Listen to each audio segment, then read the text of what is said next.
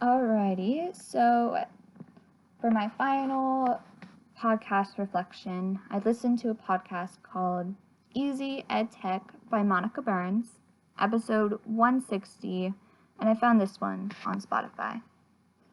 She had a guest speaker named Valentina Gonzalez, who is an ESL educational leader and has been working in that field for quite some time.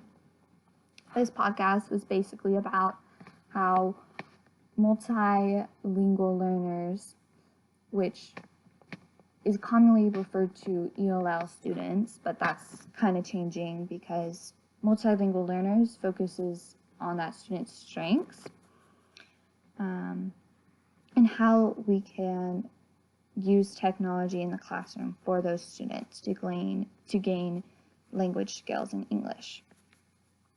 There have been a lot of changes when it comes to using technology with multilinguals in the past 10 years. Before, students were using iPads or laptops as dictionaries to translate words or sentences. Now, with more access and more room for students to work individually, these students would sometimes work solely on a language program while their classmates were working together. And we know that this is not helpful for multilingual learners because they need to be working with their classmates in order to feel included and accepted in that classroom and the community at whole. They can also gain a lot of cultural aspects and language skills through their peers.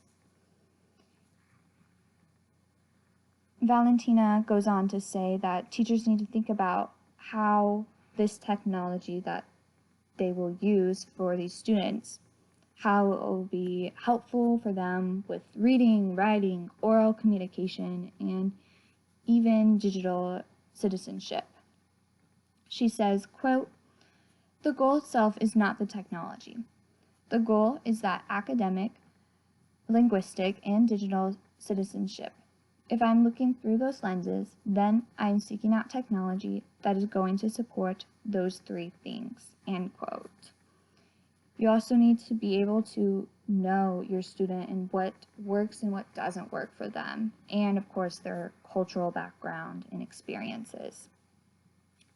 She brought up some strategies about collaboration, relatability, and that students need choice and have interest or passion on that topic. That's always helpful. Valentina goes on to say that game-based and collaborative use of technology is extremely helpful for these students. She talks about secondary education and how there are a lot more lectures involved.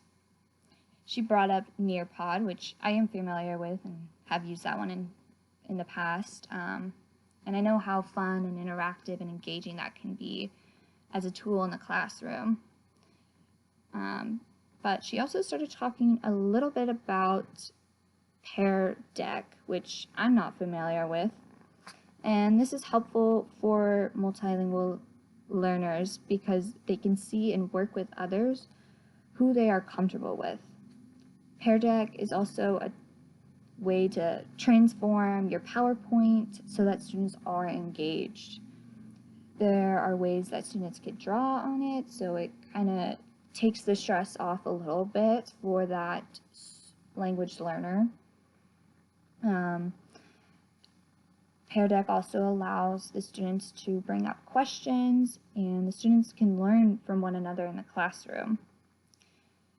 She also talks about an app called Listen Up, which is a podcast app that has fun and interesting topics that students are interested in.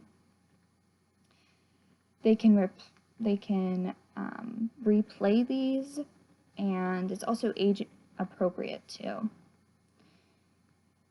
It's basically using features like tech tools to help learners throughout their time in school to obtain English language and be more fluent, and not just fully providing technology and making these students learn through that. You need to actually be teaching them and having them work collaboratively. I definitely recommend this podcast to any other educator. She gives great, helpful tips for working with multilingual learners in the classroom. You don't want them to just work on their own. I've already talked about how harmful that can be for their self-esteem and their language acquisition already. Instead, you need them to work collaboratively and use their native language. That is extremely helpful for these students because they can connect the language they already know with the new language that they are learning already. It's also a great way just to remind teachers and give them other tools that will work in the classroom for all students, but especially ELL students. And that is all I have, so thank you.